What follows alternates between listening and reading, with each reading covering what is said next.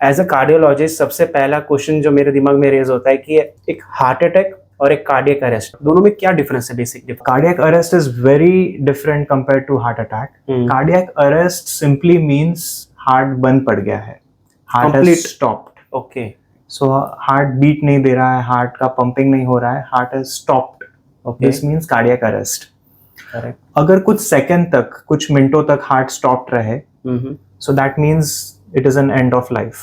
तो ये window period जो रहता है जब हार्ट स्टैंड स्टिल हो जाता है, हार्ट स्टॉप हो जाता है, एंड ऑफ लाइफ हो जाता है, ये जो विंडो पीरियड है, उस विंडो पीरियड में हम सीपीआर देके हार्ट को रिवाइव कर सकते हैं। करेक्ट। तो जो हार्ट को थंपिंग देते हैं, माउथ टू माउथ ब्रीदिंग देते हैं, तो वो सब जो सीपीआर का टेक्निक है, उससे ये स्टैंड स्टिल हार्ट वापस रिवाइव हो सकता है उस पीरियड में। तो ये बेसिक प्रीमाइस है कि सीपीआर भी कॉमन मैन को आना चाहिए, क्योंकि जब भी ये ऐसे कोई सिचुएशन में आए कि बिल्कुल ही रिस्पॉन्स बंद हो जाए पेशेंट का, उस टाइम ये सीपीआर देके हार्ट रिवाइव हो सकता है।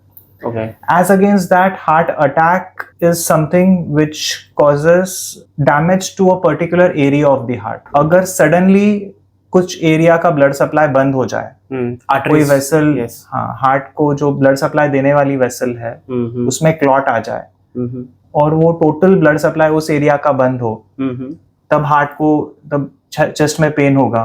ओके, क्योंकि वो ब्लड सप्लाई नहीं मिल रहा है हार्ट को, और उस उतना हिस्सा हार्ट का डैमेज होने लगेगा। That process is called as heart attack. तो sometimes massive heart attacks can cause cardiac arrest, क्योंकि अगर बहुत बड़ा हिस्सा हार्ट का डैमेज हो गया है, तो हार्ट में just suddenly stop, complete failure हो जाएगा वो। हाँ, तो अगर हार्ट काम करना बंद कर दिया, हार्ट पंप करना स्टॉप कर दिया totally, in a case of massive heart attack, then heart attacks can also cause cardiac arrest. जैसे किसी को rhythm abnormalities होती है, arrhythmias होते हैं, तो हार्ट का सिग्नल और रिदम का अगर कोई इशू आ जाए, तो बिना हार्ट अटैक के भी कार्डियक अरेस्ट आ सकता। तो टेम्पररी होगा या फिर वो, अगर वो रिवाइव हो गया, हार्ट अगेन स्टार्ट्स बीटिंग और सिग्नल वापस शुरू हो गया, तो वो रिवाइव हो जाएगा, then that's a temporary cardiac stand. But अगर उसको अटेंशन नहीं मिला, so then that will be a permanent problem that will cause death. काफी ये भी सेलिब्रिटीज हो गए या फिर कुछ अभी रिसेंट केसेस हुए थे, तो उसमें कार्डियक अरेस्ट की वजह से उनकी सडन डेथ हुई थी जी, क्योंकि उनके पास कोई टाइम फ्रेम मिला ही नहीं था जी कि उसके ऊपर ऑपरेट कर सके। So I think cardiac arrest is very critical and cardiac arrest का सबसे कॉमन कॉज आज भी हार्ट अटैक है। ओके, क्योंकि मेजर हार्ट अटैक्स अगर हो जाए, नेव हार्ट रहे, हार्ट सहन नहीं कर पाए वो अटैक को, तो हार्ट स्टैंड स्टिल पे चला जाता है, then you have a cardiac arrest. But sometimes without heart attack also, due to arrhythmias, some people may have cardiac standstill. Arrhythmias क्या होता है? मतलब ये हार्ट में भी वायरिंग होती है, इलेक्ट्रिकल वायरिंग, जैसे हमारे घरों में इलेक्ट्रिकल सर्किट्स होते हैं, वैसे हार्ट में भी इलेक्ट्रिकल वायरिंग्स होती है, जहाँ से एक जगह से सिग्नल्स शुरू होते हैं and then they spread across the heart and then heart gets the stimulus to beat. Correct.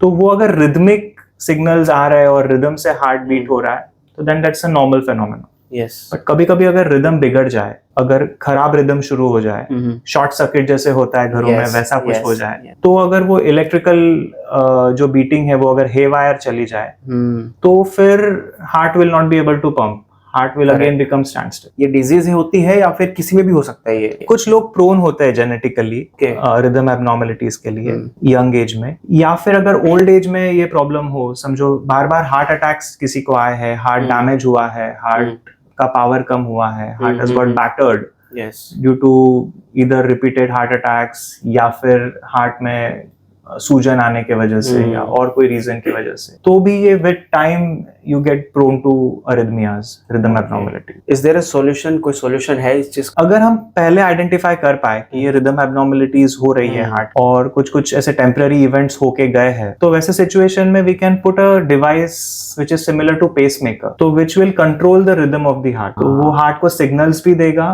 और कभी अगर हेवायर रिदम हो जाए तो अंदर के अंदर हार्ट को शॉक भी देगा। So this shocking mechanism which can which can restore the heart rhythm, this can be implanted inside for individuals who are prone to it. but कभी-कभी ये पहला इवेंट इतना मेजर होता है कि दूसरा का चांस हमें चांस नहीं मिलता, तो इसीलिए ये CPR जो है ये सभी लोगों को आना जरूरी है, स्पेशली इसीलिए आजकल एयरपोर्ट्स पे, बस स्टेशंस पे ये AED डिवाइसेस आपने देखे होंगे, रेड कलर के बॉक्सेस रहते हैं, So those are defibrillators only. Those are shocking devices.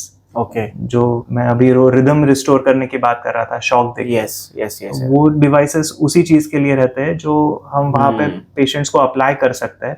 And those AED devices can be used by any lemon. वो अप्लाई करो लीड और फिर वो रिदम हार्ट का चेक करता है वो डिवाइस, एंड अगर रिदम एबनॉर्मल रहे तो वो शॉक दे देता है.